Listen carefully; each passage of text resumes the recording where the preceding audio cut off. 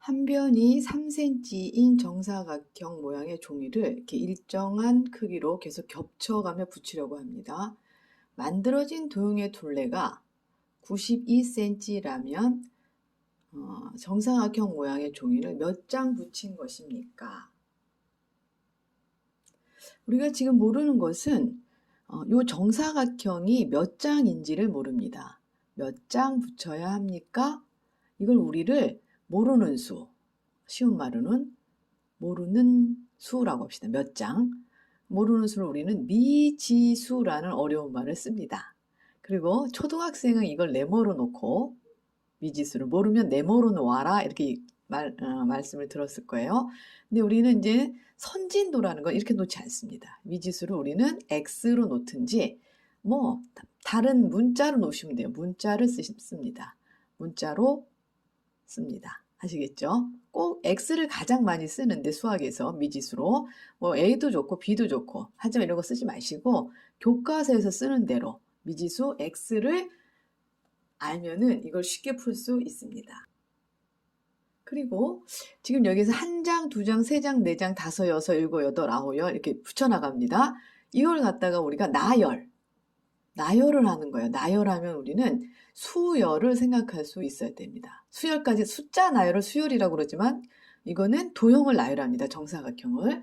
그러니까 만약에 정사각형이 하나라고 그러면은 어떻게 되겠어요?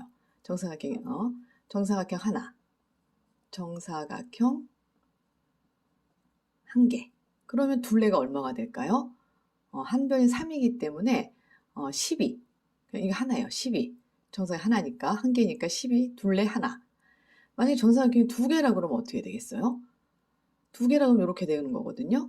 12 곱하기 두 개인데 여기서 요게 빠지네요. 요거. 그죠? 빼기 4가 빠지네요. 요 조그만 정사각형의 둘레. 만약에 정사각형이 3개라 그러면은 하나, 둘, 3개의 둘레는 12 곱하기 3일 거예요. 근데 거기에서 빠지기를 4가 몇 개 빠져요? 4가 2개가 빠지네요. 이렇게 숫자를 계산하지 말고 여러분이 쓰셔야 규칙을 찾을 수 있습니다. 만약에 4개, 정사각형이 하나, 둘, 셋, 4개다. 그러면은 일단 전체 둘레는 12 곱하기 4고 4개면 요게 몇 개 생겨요? 3개 생기네요. 그죠? 3개. 만약에 여기까지 5개까지 써볼게요. 12 곱하기 5개예요. 근데 그 중에 4개짜리가 몇 개 생기냐면 얘는 4개 생겨요. 그러면 지금 정사각형이 몇 개인지 모르거든요. 정사각형 몇 개인지 모르니까 그걸 x개라고 하면 우리는 12 곱하기 x 빼기 4 곱하기 얘보다 얘가 항상 하나가 적네요. 얘는 4면 3이고 3이면 2고 2면 1이 되잖아요. 그러니까 x보다 하나 작은 거 x 빼기 1 이렇게 썼을 때 얘가 얼마냐면은 92라고 합니다. 자, 여러분, 제가 여기 1차식 설명을 좀 해드릴게요. 선진도라는 것은 별게 아닙니다.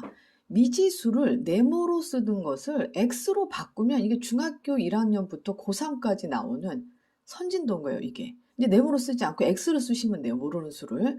그 다음에 우리가 2 더하기 2 더하기 2 더하기 2 더하기 2 이렇게 덧셈으로 쓰던 것을 우리는 어떻게 쓸 수 있습니까? 2 곱하기 5라고 쓰면 되는 것입니다. 그래서 이게 10이 되는 거죠.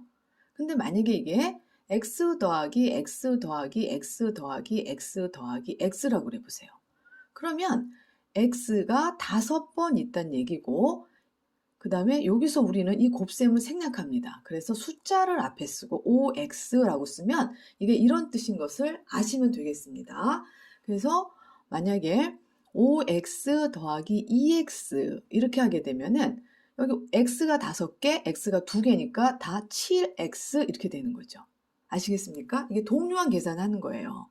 그래서 이 식을 계산할 수 있으면 이 방정식을 계산할 수 있습니다. 아시겠죠?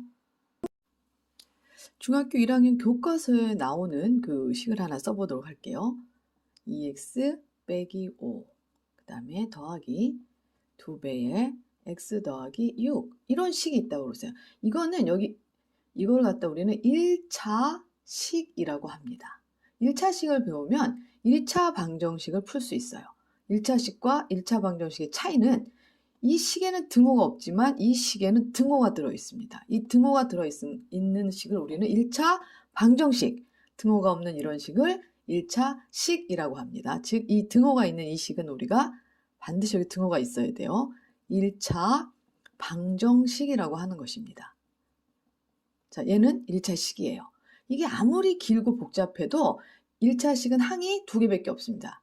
이렇게 하면 6x, 이렇게 하면 2x, 총 8x 이런 계산 방법을 쓰셔야 돼요. 그 다음에 얘랑 마이너스 15 이렇게 하면은 플러스 12, 그래서 마이너스 3 이렇게 되면 이 식이 끝나는 거죠. 이건 제가 쓰는 등이, 이 식과 이 식은 같은 식입니다. 아무리 길어도 항은 바로 2개밖에 없습니다. 1차 식의 항은 2개, 1차 항과 그 다음에 상수항 2개밖에 없습니다. 아무리 길어도 2개, x항과 상수항. 자, 여기 1차 방정식에서도 이쪽에 항이 2개밖에 없어요. 12x 빼기 요거 4x예요. 그럼 8x죠, 얘가? 자, 숫자는 이쪽으로 넘깁니다. 는이 있었고요. 얘가 90이에요. 그럼 여기에는 숫자가 없어. 12x 빼기 4x 더하기 4가 생기는데 여기를 1로 넘어오면 빼기 4가 되죠. 그래서 8x는 88. 그래서 x는 11장이 되겠습니다.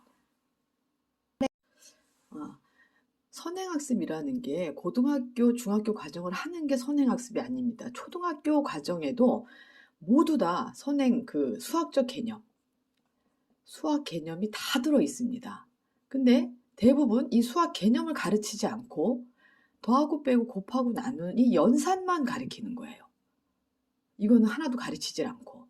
그러다 보니까 이 수학 개념을 초등학교 때 배워야 할 개념을 못 배우고 선진도 한다고 선진도를 땡겨다가 배우고 너무 복잡해지면서 하여튼 수학 공부 중에 가장 안 좋은 방법은 선행학습을 하는 것인 것 같아요. 이건 제 생각이긴 하지만 자, 예를 들어서 보십시다.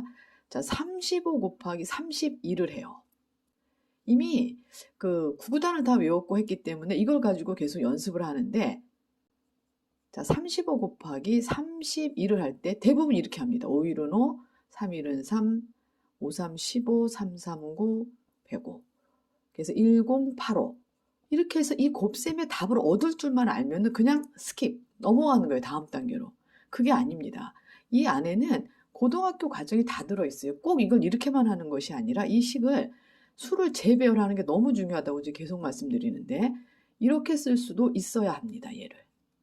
그러면 자, 여기 두 경우, 여기 두 경우 서로 네 경우가 나옵니다. 곱셈을 해야 되는. 여기서도 네 경우예요. 한 번, 두 번, 세 번, 네 번. 그죠? 한 번, 두 번, 세 번, 네 번. 이게 네 번 나오듯이 이걸 눈으로 펼쳐보는 거예요. 그러면 30, 30, 3, 3은 9, 900, 30 곱하기 5, 30 곱하기 1.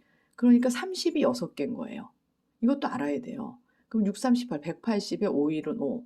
그래서 얘가 1085다. 이렇게 쓸 줄 알아야 됩니다. 이 방법만 고집하시면 안 돼요. 이 답만 나오면 절대 안 돼요. 그래서 여기에서 이제 개념을 확장해서 x로 놓습니다. 같은 거니까.